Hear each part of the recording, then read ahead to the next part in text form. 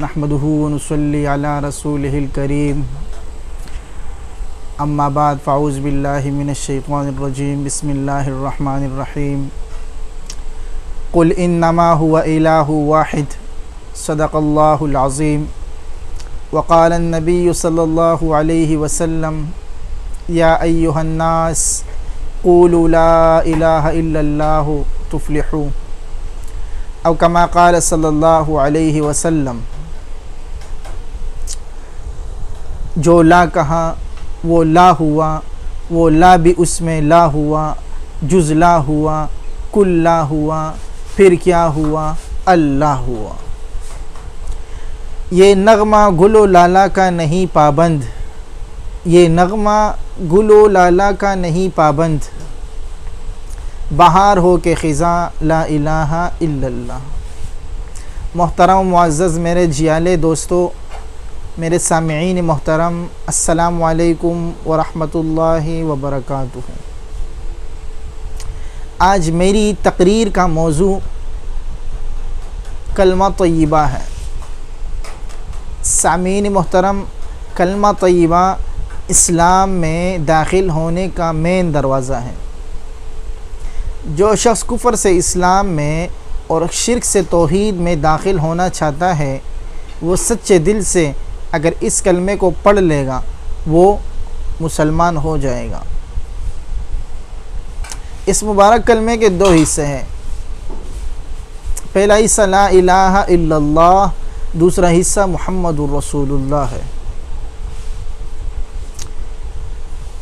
گرامی قدر حاضرین، پہلے حصے میں اگرچہ 4 لفظ ہیں مگر ان میں پورے کے پورے دین کی ترجمانی موجود ہیں، اور اس لا الہ الا اللہ کا اصلی اور حقیقی معنی اور مفہوم اگر ہمیں سمجھ میں آ جائیں تو ہم ہر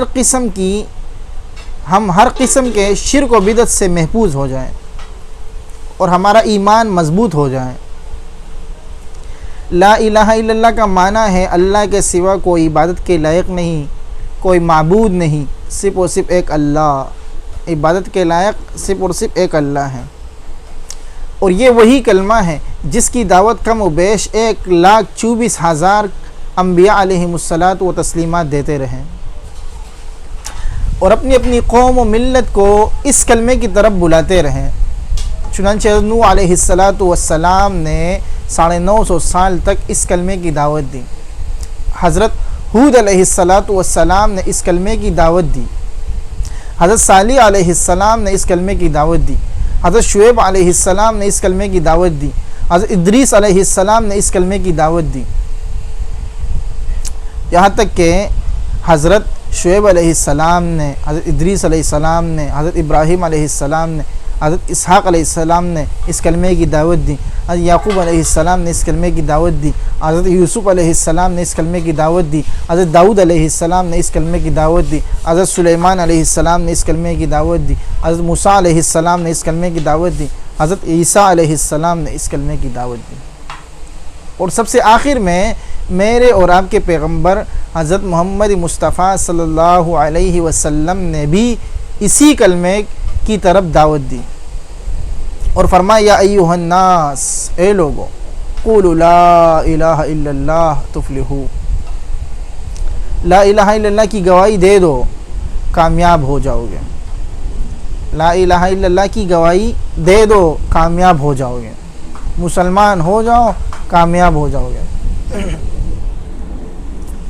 معلوم ہوا کہ تمام انبیاء علیہم الصلاۃ و تسلیمات اسی کلمہ پر محنت فرماتے رہے اور اس بات کی طرف راغب کرتے رہے کہ اللہ کے سوا کوئی معبود نہیں، اللہ کے سوا کوئی مسجود نہیں، اللہ کے سوا کوئی ماوا نہیں، اللہ کے سوا کوئی خالق نہیں، اللہ کے سوا کوئی مالک نہیں، اللہ کے سوا کوئی حافظ نہیں، اللہ کے سوا کوئی رازق نہیں، اللہ کے سوا کوئی مشکل کشا نہیں، اللہ کے سوا کوئی حاجت روا نہیں، اللہ کے سوا کوئی نظر و نیاز اور منت کے حقدار نہیں، اللہ کے سوا کوئی غیبدان نہیں، اللہ کے سوا کوئی حاضر و ناظر نہیں، اللہ کے سوا کوئی داتا نہیں، اللہ کے سوا کوئی رزاق نہیں۔ الغرض اس کلمہ توحید کی دعوت کے نتیجے میں حضور صلی اللہ علیہ وسلم نے مصائب کے پہاڑ برداشت کیے، دندان مبارک شہید کرائے، جسم اطہر زخمی کرائیں، گھر بار چھوڑا